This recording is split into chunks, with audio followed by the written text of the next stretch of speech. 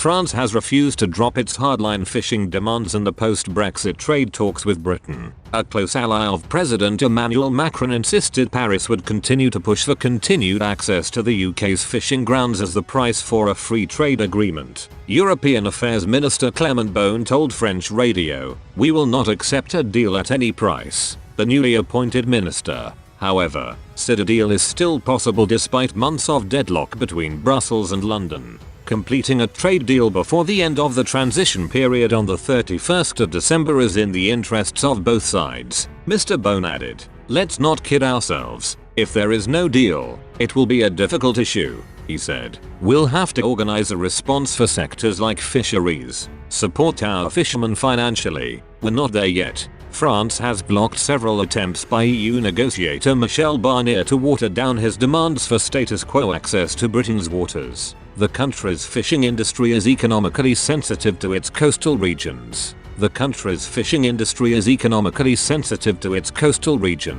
As a result of the pressure by the EU's most influential coastal states, Mr. Barnier has stated any future deal hinges on securing access to Britain's fishing waters. Cracks were exposed in EU unity last week when diplomats from Lithuania and Hungary suggested softening the bloc's stance amid fears it could scupper chances of an agreement. But France hit back, expressing anger at the non-coastal states' stance. Boris Johnson's lead negotiator with Europe is concerned Brussels has not shown willingness to engage with his proposals for a new fisheries pact. EU officials continue to set out their opening gambit for status quo access to Britain's waters despite being told it is an unacceptable position.